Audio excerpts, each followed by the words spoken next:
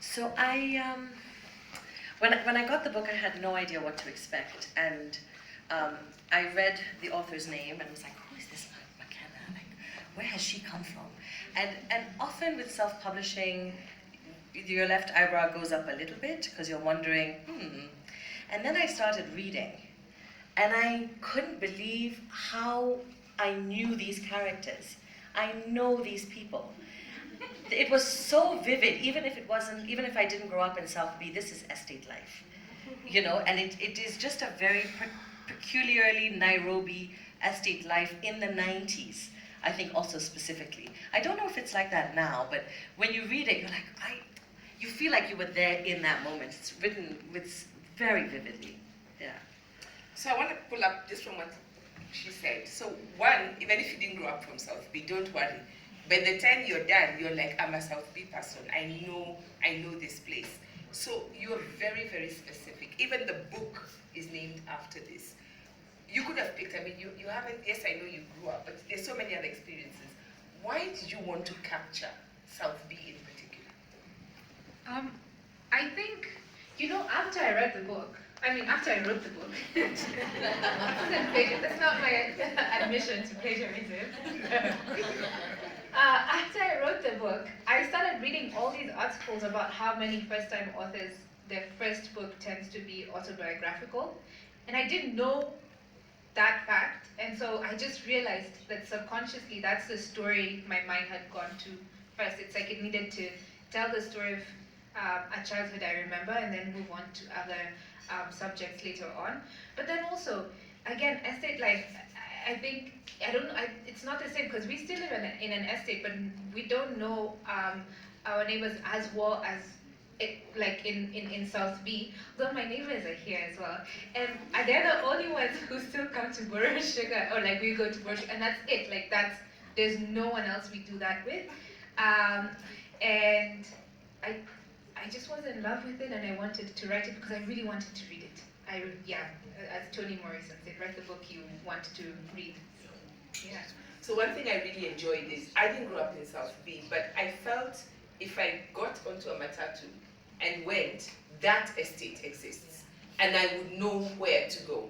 In fact, later on in the book, when you said, this is coming closer to the present, and you said one of the landmarks was not there, I was so disappointed, because I felt like I could almost go there just to find this landmark, and it's not there.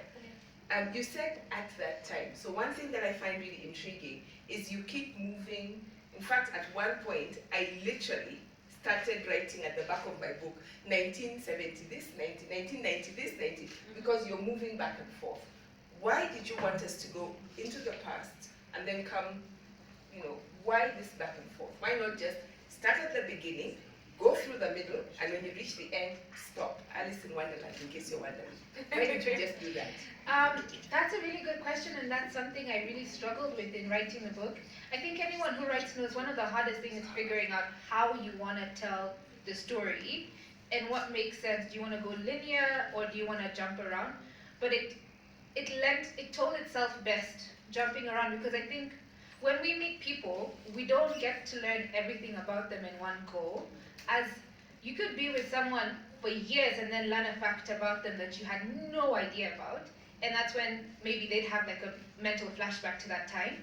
And so, because the story it's set in the 90s, but we're looking at these characters in 2012 and 2018 and so on, and we're just looking at how the past affected who they are now. It felt like we needed to move back and forth to get a better understanding of the decisions they make, or maybe I don't know, there's some decisions I don't think I quite understood towards the end, but still I felt like that's how they wanted to speak to me, and yeah. So it's one of those where the characters just decide for you what's happening. You start in why the 90s? What's so special about, for you, this particular time? Because for me, it's also a story about Kenya, yes. Right? And it feels like there's a moment in Kenyan history that you've managed to pick. Why this moment? I'm going to use the thesis you wrote to talk about it. Okay, we didn't plan this question. Yeah, we did. But the Zimbabweans call them the born frees, And there's a term that you used to describe the Kenyans who were born just after independence. I'm forgetting it right now, the Uhuru generation. And the 90s was, the reason I picked that term is because you're seeing the Uhuru generation just post-university, they're finally, self-sufficient, they're earning, they're in this Kenya that we've been promised is supposed to be like thriving and flourishing, but structural adjustment policies have just come and it's not what it looks like. And yet, and there's obviously everything that's going on politically, so you're trying to thrive, the economy isn't really letting you thrive, you've got children who have no understanding of what it means to not be born free, and so I felt like that intersection of the young children who are born into an independent country and just living their best lives, and then the people who were promised an independent country trying to give their children that, would be an interesting story to, or an interesting conflict to explore. That's what I wanted to do with that, yeah. And then you bring us forward. Yeah. And why? How did you pick the moment that you wanted the story to end, so to speak? I think it picked itself. I struggled with the ending because, I don't know, does anyone else writing ever know, like, there are people who know how they want their story to, I knew the themes I wanted to explore by the end, but I had no idea what the end was going to be. It honestly is one of those situations where it picked itself as, okay, this is where we're gonna end. And I felt also, the most important thing for me was, because most of the characters are women, I wanted to give them a chance to kind of have a full narrative arc by the time we got to the end, and to resolve most of their stories, because that mattered a lot, because it does deal with heavy themes, and I didn't want it to just, and then we're done. Yeah, so. So you know what, it reminded me, and then I'm going to ask you to set up the next passage. Those of you on Netflix, there's a Studio Ghibli film that's called, I think, something like Only Yesterday. And it shifts between, and the way it's animated, one of it is in Technicolor, the present, and then when you go into the past, it's like you're seeing it through these faded colors. And I really had that sense. As I'm moving, I'm seeing through the eyes of a child, and then, because the kids grow up, and then through the eyes of the adults.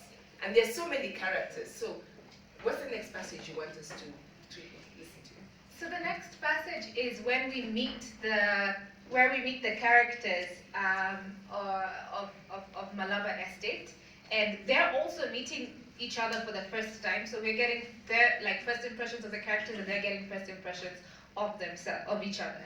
So yes, yeah. So kind of what you did when you started. So Aleya, No, let me